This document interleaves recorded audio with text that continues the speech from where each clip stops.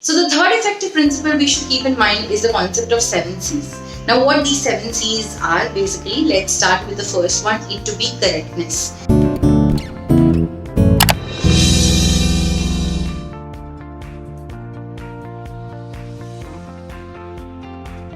Now correctness basically is with regards to the content of your letter.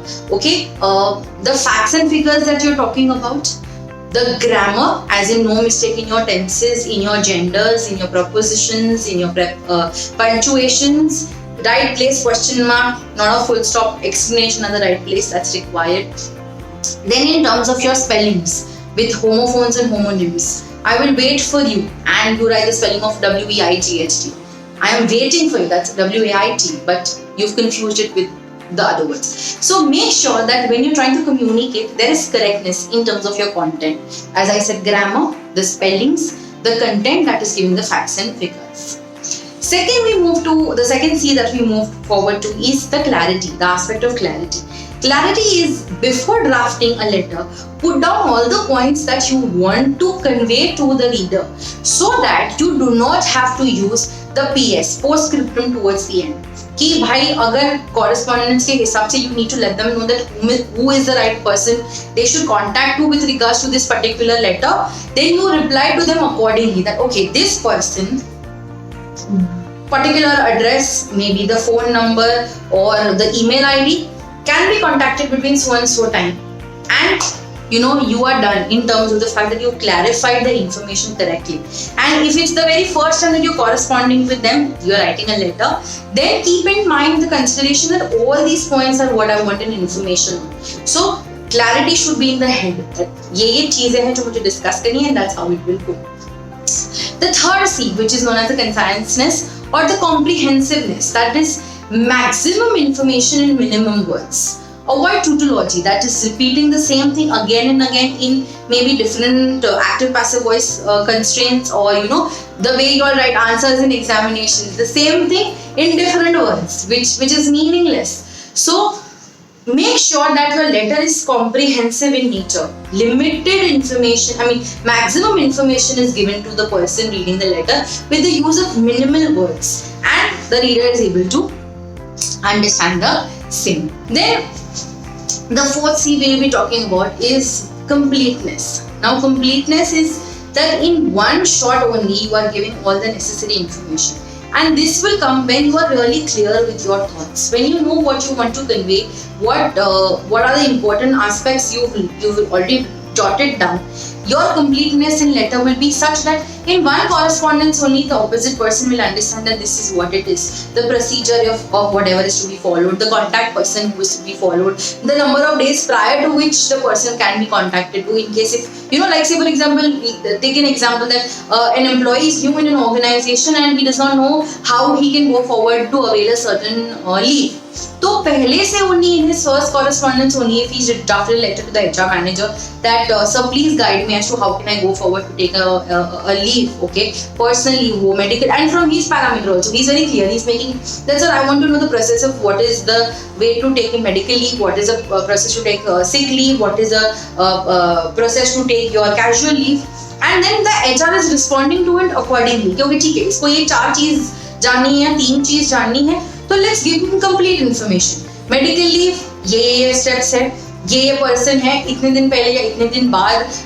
क्या क्या documents जरूरी है. So make your letter complete in the first parameter के minimum number of correspondence हो सके.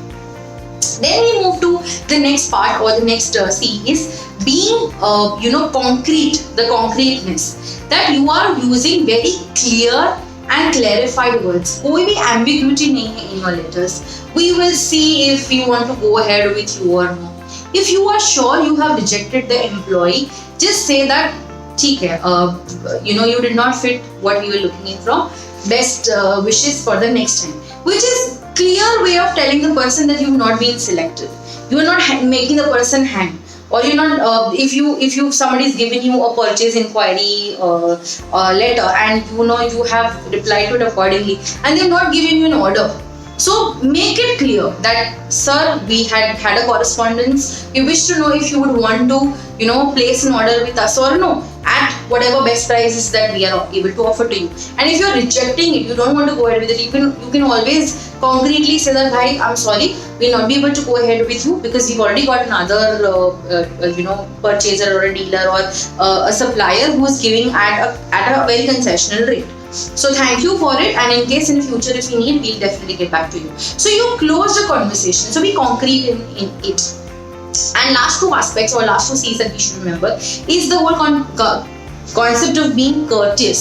Use please, thank you, excuse me, sorry whenever possible, and don't fill your letter with it, but it should be, your letter overall should be courteous in nature.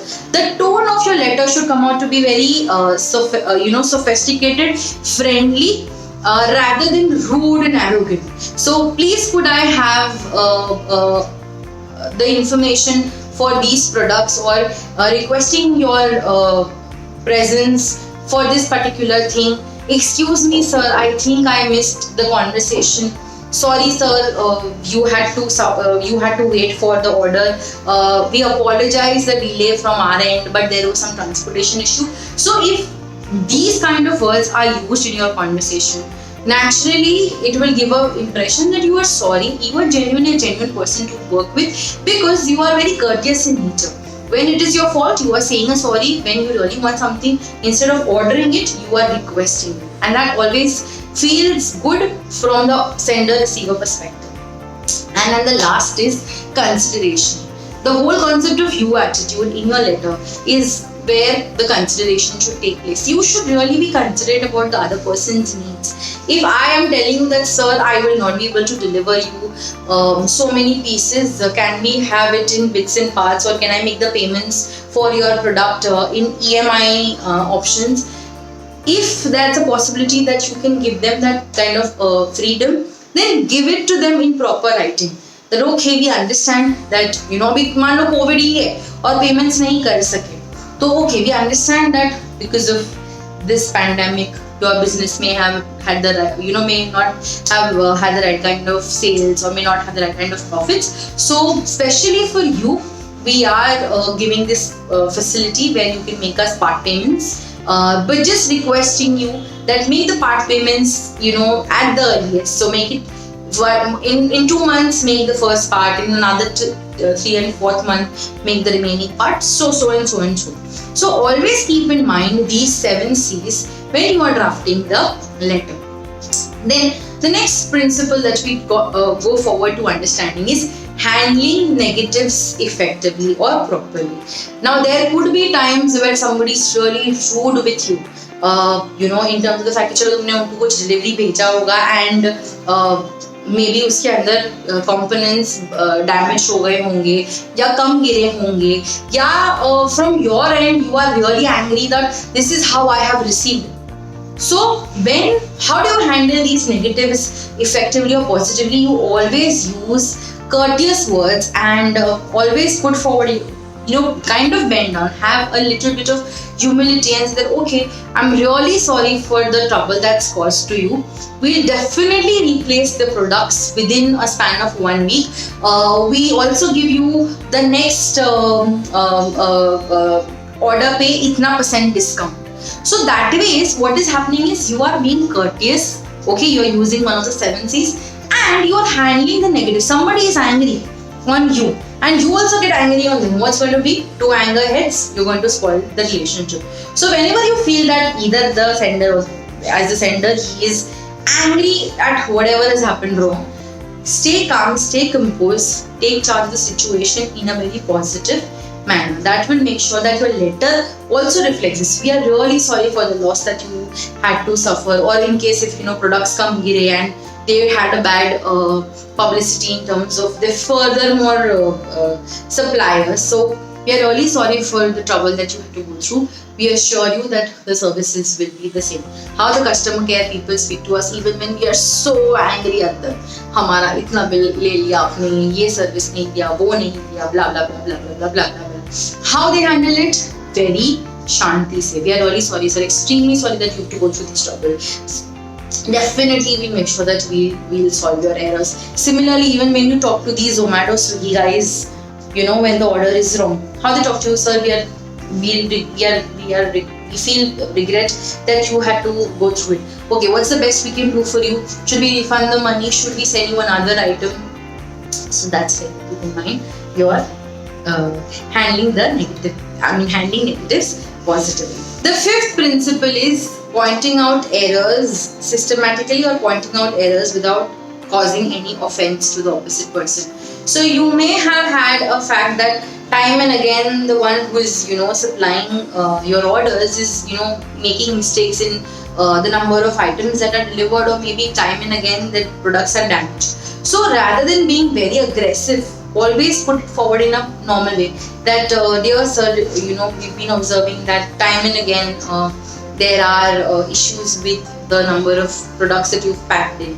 Or maybe on a shop floor, the supervisor realizes that this is one person because of which the deadline for a particular thing was not met, and they have lost a huge order.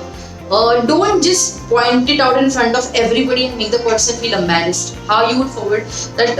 I think we all are not, like having a handful of people with you, all your subordinates, and then as a manager, I will be making a statement like, unfortunately, we've lost a big order because of the fact that few of us are not really paying attention, or most of us are not paying attention to the packing deliverables. And we are losing our customers because the packing is not up to the mark. So the person who is at fault would come to know that, okay, this is where I have gone wrong, and you're not humiliating the person in front of everybody. Or in terms of letter writing, when we talk of letter writing, we're not directly putting blame game. कि आपकी वजह से ये हुआ and this is what we are suffering. So that's where we understand pointing out errors without causing true offense. And last is where we understand the aspect of where the technique of emphasizing and de-emphasizing. Okay, when I say that I want to really put forward a point strongly and I want to really reinforce it in your head, probably I'll ask you a rhetorical question. Don't you think that we should really work hard? Which means I don't want an answer. A rhetorical question is, but I don't want an answer. I have put forward a point in a form of a question. कि भाई, we are losing out something. जल्दी कर. When I talk in active sense, it is where I'm referring to the doer. Okay, when I'm talking in the passive sense, it means I'm talking about an action. Right? So what kind of emphasis I'm laying? And when I'm taking a lot of emphasis on planning a certain thing, or planning a certain event, planning a certain way of doing a certain thing, it means I'm putting a lot of people's brainstorming on the point. And because of spending a lot of time on planning that particular event, that particular program, or way of conducting a certain product launch, what is going to happen is a lot of ideas are going to come into picture, and these ideas are going to make sure that we focus at the smaller details and larger picture, the larger ways this program is going to be more effective. So that's where these 6 principles that we spoke of will help and are going to help us in writing our letters, business letters, more effective. Now let's move forward. So we move to the next chapter where we understand principles of effective email writing. Now what basically is an email? Email, as we all know, is an abbreviation for the terminology electronic messaging or electronic mails. So basically email is a method of exchanging digital messages between individuals enabled because of the fact that there is an internet connected laptop, computer or a smartphone. Now, considered to the fact that it is more of a modern method of communication, internet basically has limited barriers to communication in comparison to how it is with traditional methods of communication.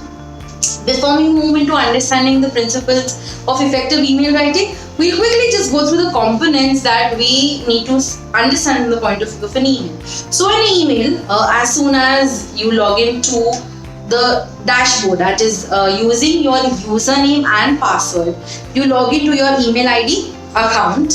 As soon as you come on the main page where you're able to see your primary, secondary or send items, I mean the inbox, the drafts and send items, the main page of your email account is known as your dashboard.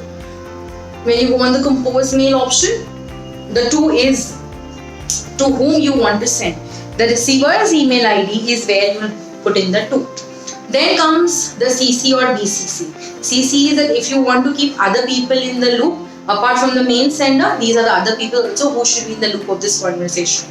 And BCC would be where these people should be in part of the conversation, but the receiver should not know that these are the also people who receive a similar mail. Or if it is a sales letter, then everybody's email ID by generally goes in goes in the BCC option. Then there is from as a word. That from is the sender's email address, who is drafting the letter. So if I'm drafting a letter, I'm drafting an email, my email ID will be in the from section of the compose mail option. Then you have the whiteboard where you are able to draft your message. There again you just start with the salutation, the body, your complimentary closure, and in terms of signature will be your name and your designation. And then there is an option of click your button. In case if there is some sort of attachments that you want, some documents where we have the concept of enclosures, or if there's some files or some folders that you have to attach with it, then you click on a U-shaped icon where you are able to then access the folders or files. You attach it depending on the server GB facility. You click on the send and the receiver gets an email. And why email is so important in today's business communication is because in a matter of minutes you are able to communicate and get a reply to it instantly and make decisions easily. Hence email is a more sought after way of communicating in the modern terms of communication aspects, or in modern business parameters, modern business communication. Now let's quickly look at the various principles we should keep in mind when we are drafting an email. Okay. So the very first principle is to keep in mind the 7 C's that we had discussed in the earlier chapter of effective letter writing. So whenever you are writing, keep these 7 C's in mind from the sender-receiver perspective and make sure that your communication is up to the point. Second, we have to remember is the to, CC and BCC concept. Okay, so these email IDs in the to, the CC and BCC needs to be mentioned effectively, correctly. If you go wrong, if you want the main person, if you put the main person whom you address the letter email to in the CC or the BCC, kind of gives an off feeling to the receiver that I'm not important, this letter is drafted to me and I'm put in the BCC option. Hence, make use of the to, CC and BCC option correctly. Then comes the subject line. That is again one-liner.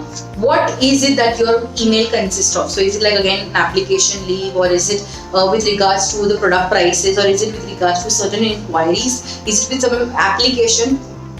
Use the subject line effectively.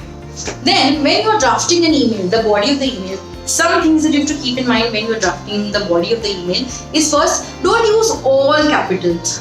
When you use all capitals, basically it gives a feeling that you are shouting, you're being rude, you're being aggressive, you're making a scene of the fact that I am something. So even in chatting or texting parameter or writing a letter, never use full caps, capital, the uppercase concept. If all your letters are in lowercase, that is the smaller handwriting, the smaller letters, in small letters, okay, then it means you're kind of whispering or there's something secret within your message. So avoid all uppercase, all lowercase. Make sure that you use the sentence formation case, that is, each sentence starts with a capital, after a full stop the next sentence starts with a capital letter. So that kind of gives a definition, that kind of gives a proper reading visual appeal to your email. Secondly, make sure that the fonts fall anywhere between 10 to 12 Times New Roman, generally accepted standard of writing mails. Why is because even if somebody without glasses or with glasses, the size of 10 and 12 as per the survey, as per the research, is a readable size. So make sure that your fonts are selected accordingly. Here also, in case if you want to highlight something, don't use flashy colors. You can use bold. You can utilize the letter. Maybe you can just capital that particular word, or maybe just use a very generalistic light yellow or a blue, or maybe just bold and underline, and make sure that the person understands that this is where you should pay attention to. And in case if there are certain pointers, the way we spoke about enclosures and check it to be checklists. So if there are certain points, use the right kind of bullets. Use dots or maybe the squares. Don't use fancy bullets that are available in the email IDs. That kind of creates that you are not very serious. So for a formal communication, always use the bullets in the systematic order. Use the complementary closures effectively again when your letter is done. Thanks and regards, or yours sincerely, yours faithfully, your signature, your initials maybe, your name and your designation. And last but not the least, in terms of the email, because it's electronically connected, time and again keep taking a backup of it on the cloud's storage facility that's available with various search engines. Sometimes it could be paid, sometimes it could be free. So depending on what plans, depending on what kind of conversational grounds you have, make sure that you have a backup of all your electronic files or emails timely taken into consideration. Now we move to the next chapter, that is with regards to personal correspondence, and that's the last chapter from the module 3 perspective.